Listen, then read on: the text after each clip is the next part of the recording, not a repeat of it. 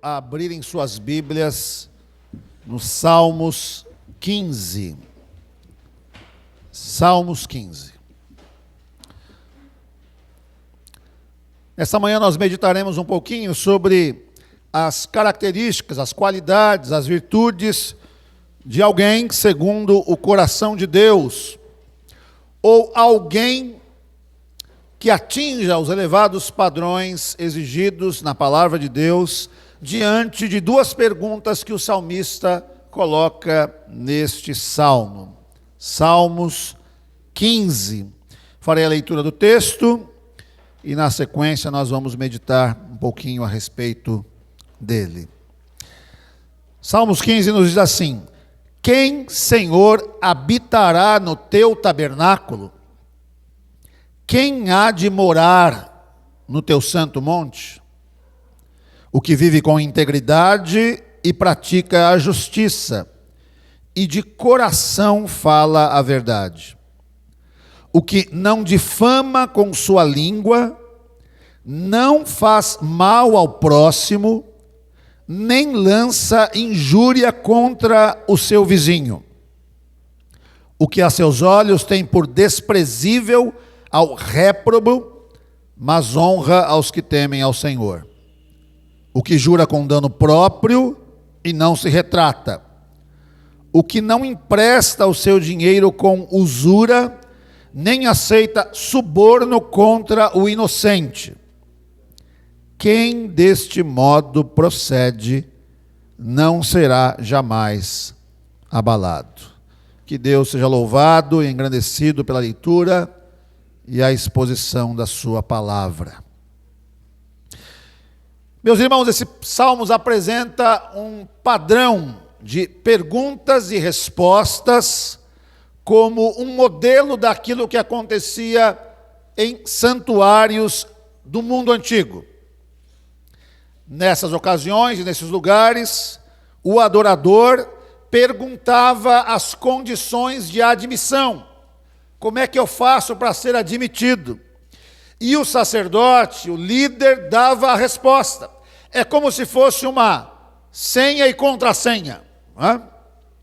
E embora a resposta esperada poderia ser descrita como uma série de exigências rituais, alguma coisa ligada ao ritual do Antigo Testamento, aqui a resposta de Deus é uma resposta diferente, é uma resposta que apela para a nossa consciência, que nos faz olhar para nós mesmos, que nos faz refletir a respeito de quem somos, de como temos nos comportado, de como temos agido, de como temos crido e nos relacionado com Deus e com o outro.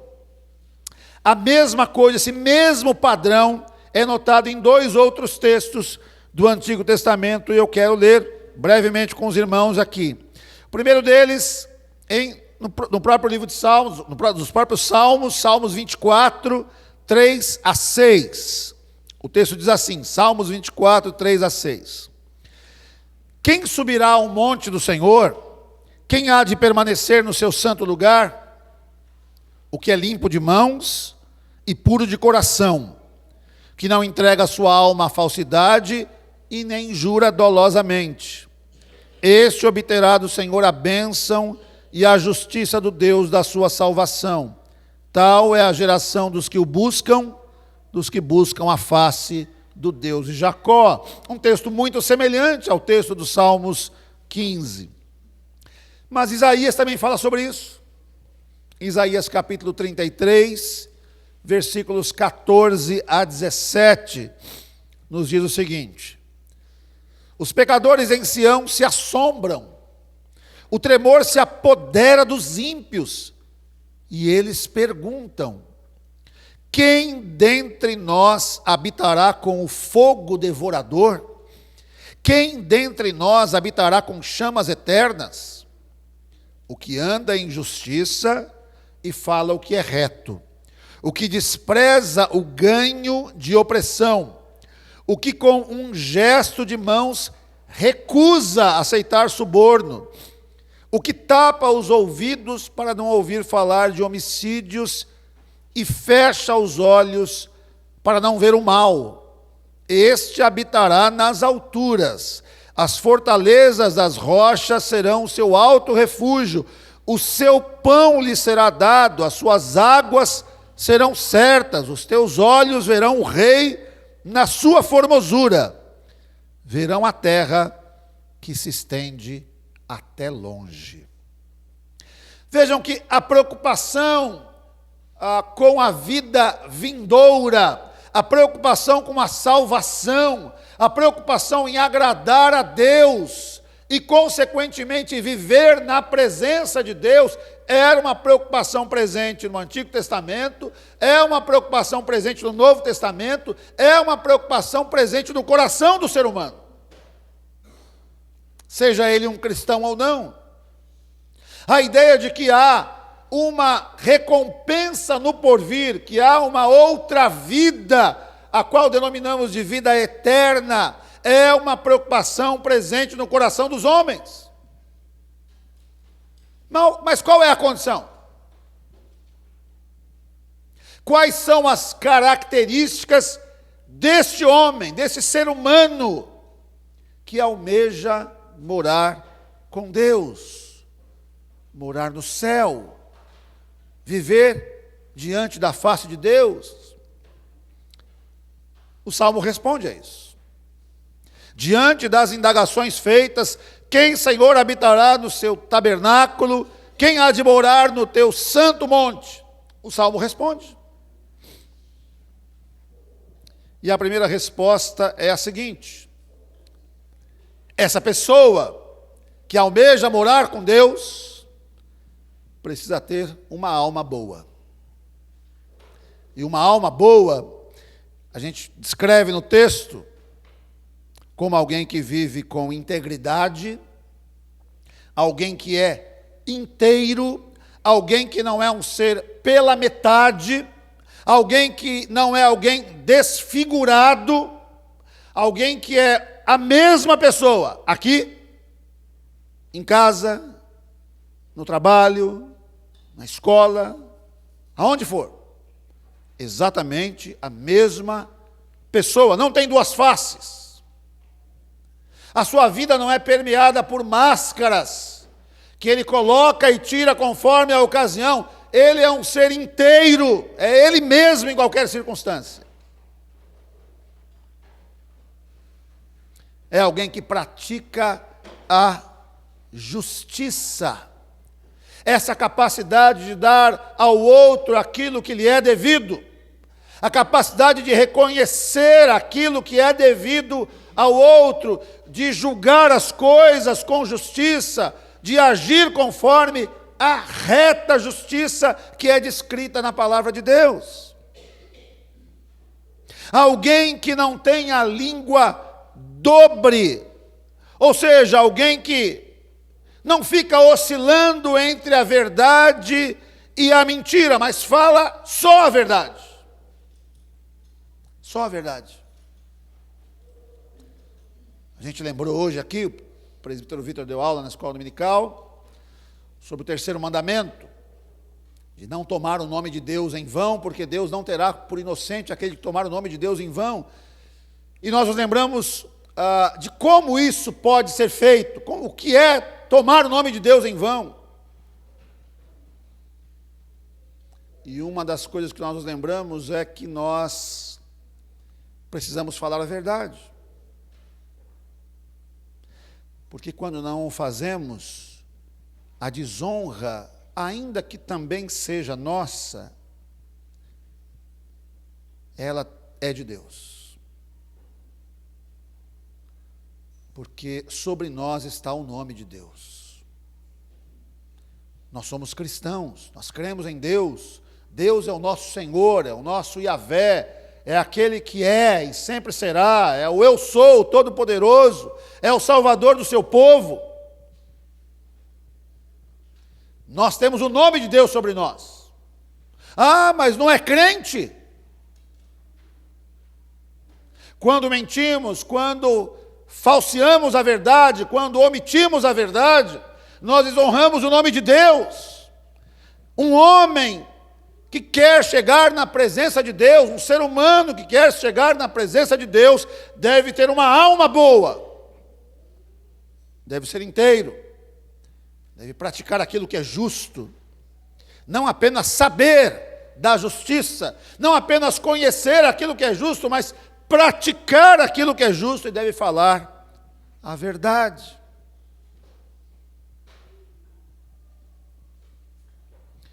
Quem, Senhor, habitará no teu tabernáculo? Quem há de morar no teu santo monte?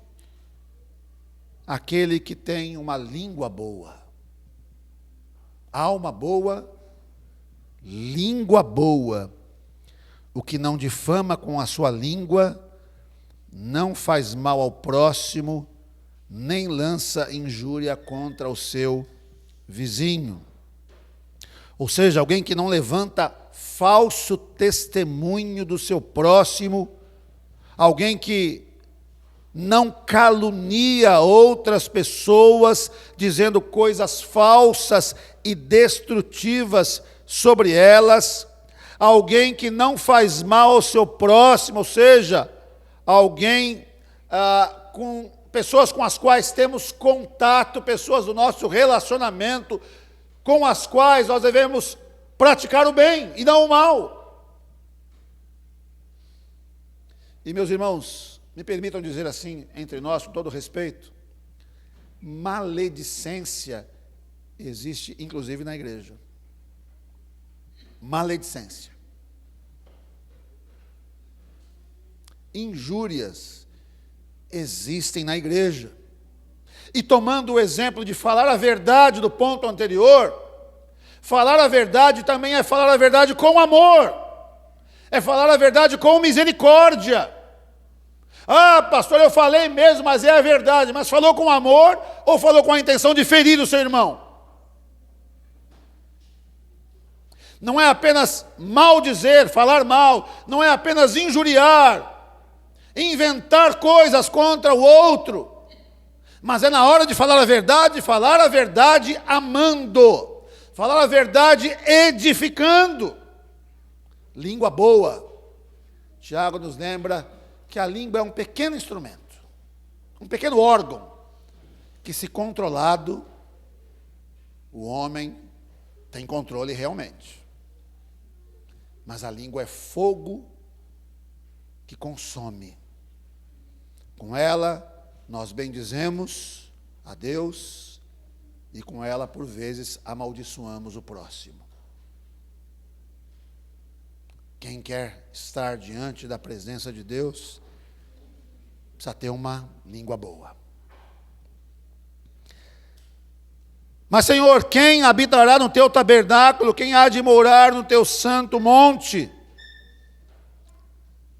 Aquele que deve ter uma lealdade boa, uma compreensão boa, adequada de como se posicionar. O texto diz: o que aos seus olhos tem desprezível ao réprobo, mas honra os que temem ao Senhor. Ele é leal naquilo que crê. Ele é consciente de que há uma diferença clara, distinta em quem serve a Deus e quem não serve a Deus, em quem rejeita a Deus, em quem blasfema contra Deus e quem adora a Deus. Ele consegue discernir e diferenciar. Ele despreza aqueles que negam a Deus. E aqui, reprobou, reprovável, reprovado, é alguém que passou, que foi avaliado, passou por um raio-x, por uma prova e foi desqualificado. Não é simplesmente um incrédulo, mas a ideia de alguém que é um inimigo de Deus.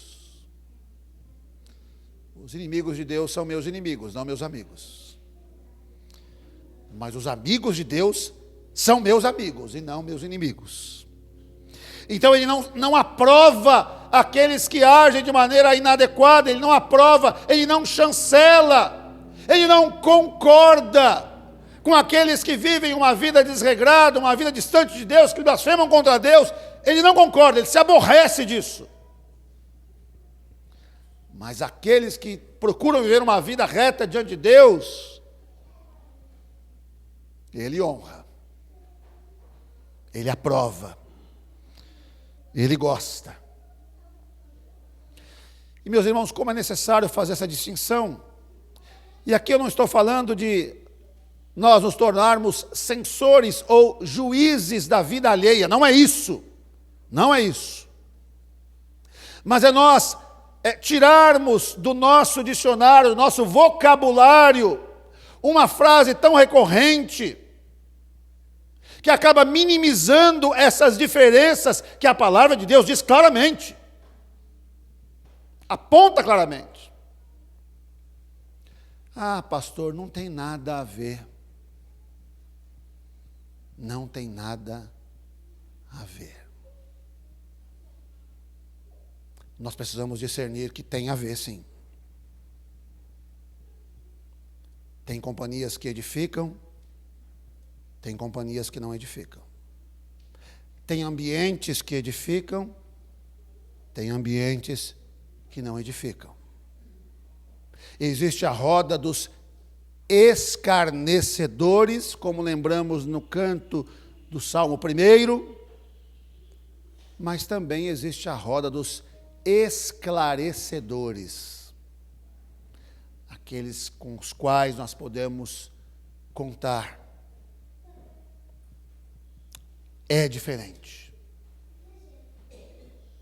E se nós não notarmos essa diferença, a gente vai ter a tendência de ser levado pela maré, pela correnteza, para distante, como diz o salmista, do tabernáculo de Deus, do santo monte do Senhor. Alma boa, língua boa, uma compreensão boa, mas também uma palavra boa. O que jura com dano próprio e não se retrata. Alguém que cumpre a palavra, alguém que cumpre as promessas, mesmo quando isto lhe custa algo. E por quê? Porque a sua honra é mais importante que a sua carteira. A honra é mais importante do que a conta bancária.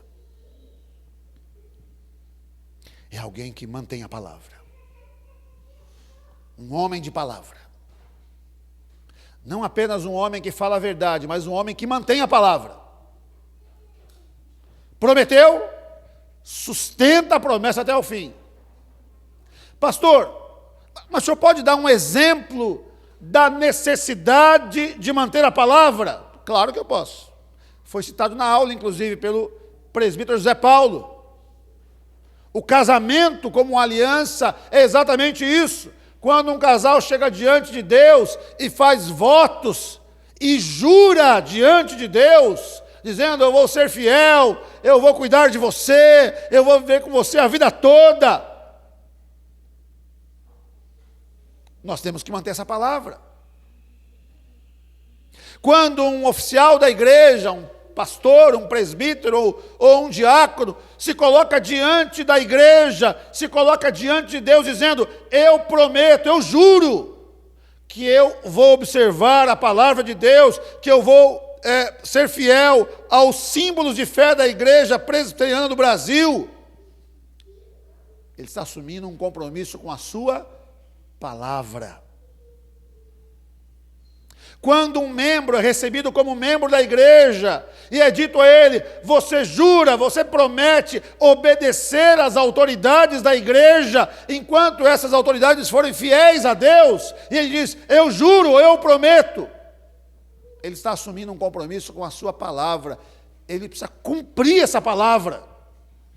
Ele não pode se rebelar contra as autoridades da igreja, enquanto elas forem fiéis a Deus. Ela não pode se rebelar contra os símbolos de fé, contra a palavra de Deus, diante das quais ele jurou. Ele não pode se rebelar contra a aliança que ele fez com a mulher da sua mocidade, com o homem da sua mocidade. Não pode fazer isso, porque empenhou a palavra, mesmo com dano próprio, mesmo que custe muito mantê-la, ele precisa manter. Ela precisa manter. É de homens assim, ou são homens assim, pessoas assim, que habitarão no tabernáculo de Deus, que morarão no santo monte do Senhor.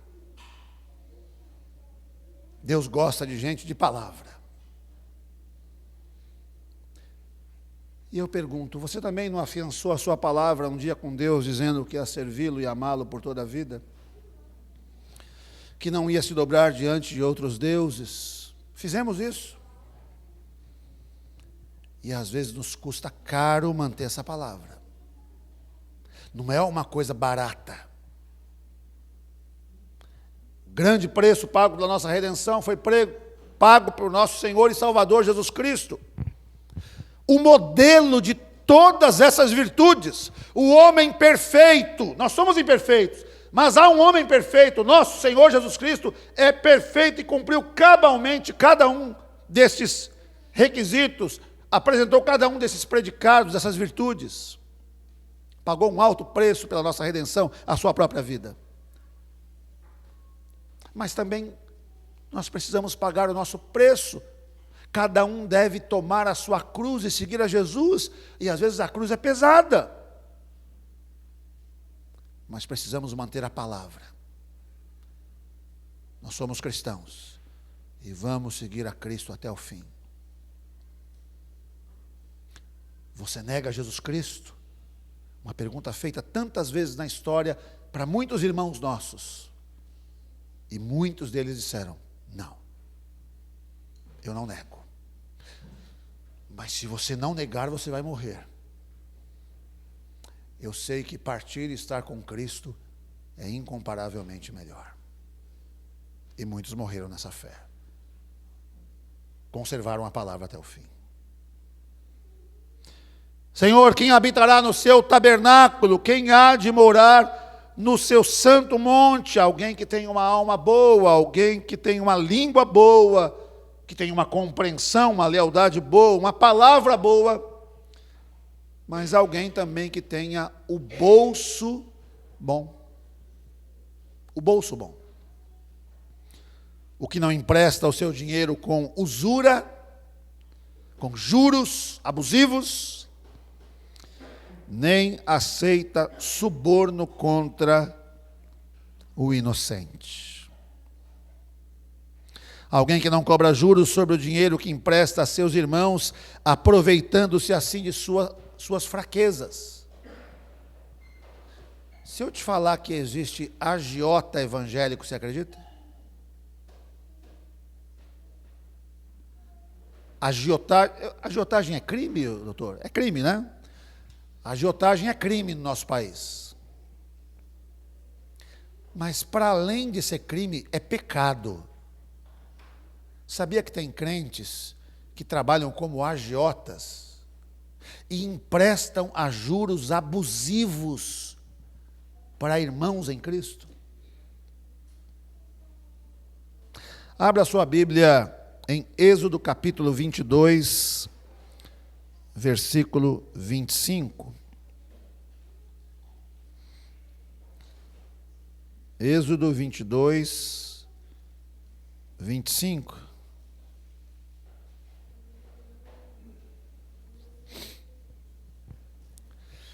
Se emprestares dinheiro ao meu povo, ao pobre que está contigo, não te haverás com ele como credor que impõe juros.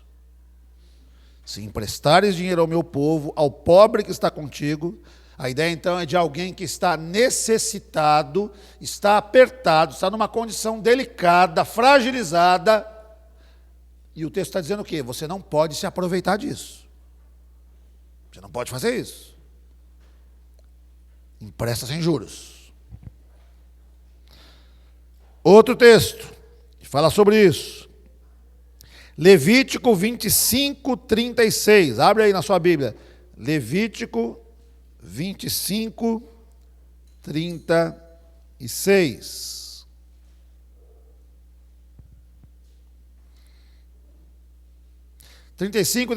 Olha só. 35. Se teu irmão empobrecer e as suas forças decaírem, então sustentá-lo-ás. Como estrangeiro e peregrino, ele viverá contigo. Não receberás dele juros nem ganho. Teme, porém, ao teu Deus, para que teu irmão viva contigo. Não lhe darás teu dinheiro com juros, nem lhe darás o teu mantimento por causa de lucro. Ah, você empobreceu, veio viver comigo? Então, tudo bem. Só que é o seguinte, o almoço é 20 e a janta é 15. Pode ficar aqui em casa, tudo bem, não tem problema nenhum. O texto diz, não faça isso. Não é assim que deve ser feito. Alguém que deve ter o bolso bom, não empresta com usura, mas também alguém que não aceita suborno contra o inocente, alguém que não perverte a justiça para ganhar vantagem. Ou seja, eu minto, eu torço a justiça, em troca eu recebo uma vantagem que é indevida e prejudico o próximo. Não. Esse não tem como habitar no tabernáculo do Senhor, não tem como subir ao santo monte do Senhor. Não, aí não. Bolso bom. A gente podia incluir aqui a generosidade, né? Não é o que o texto está dizendo aqui, mas a generosidade como uma qualidade de alguém que tem o bolso bom. Dar ao outro aquilo que é devido, mas também dar a Deus aquilo que é devido. Pastor, quais são as consequências de alguém que age dessa forma, de alguém que observa essas virtudes tão elevadas? Pois bem, o texto diz, quem deste modo procede, não será jamais abalado. Quem age assim, viverá uma vida estável, segura, está seguro diante de Deus. Tem a garantia de que habitará no tabernáculo do Senhor, que morará no santo monte do Senhor, não porque obedece esses preceitos, mas porque obedece esses preceitos só aquele que foi transformado pelo poder daquele que é o nosso modelo de virtudes. Porque alguém não transformado pelo poder de Deus, alguém que não nasceu de novo, alguém que não tem Cristo como modelo, não tem como cumprir esses mandamentos, não tem como observar essas virtudes, porque nós somos pecadores falíveis. E aquele que observa Cristo como modelo e como Senhor e Salvador da sua vida, ainda que tropece nessas virtudes e faça como nós fazemos domingo a domingo, Senhor, eu pequei, eu confesso o meu pecado, alcançará a misericórdia. Por isso, olhe para Jesus. Olhe para Jesus. Ele é o nosso modelo. Ele é o nosso referencial, Ele é o nosso paradigma. Olhe para Jesus. Só Ele é capaz de fazer com que eu e você sejamos pessoas assim. Só Ele é capaz de aperfeiçoar a nossa vida em santidade. Só Ele é capaz de fazer com que nós sejamos homens e mulheres dignos de viverem diante da presença de Deus, honrando a Deus, fazendo bem ao próximo, não fazendo mal, mas fazendo bem ao próximo. Que Deus nos ajude, meus irmãos. Que sejamos conhecidos, nós, membros da Igreja Presbiteriana do Jaraguá, sejamos conhecidos como pessoas que procuram viver essas virtudes. Homens segundo o coração de Deus. Senhor, quem habitará no teu tabernáculo? Quem há de morar no teu santo monte? Eu, Giotino, eu, Zé Paulo, eu, Sandra, eu, Maressa, nós, pela graça de Deus, mas que haja em nós o desejo de vivermos desse jeito, pela graça de Deus, mas também para a glória de Deus. Que assim seja, em nome de Jesus. Amém e amém.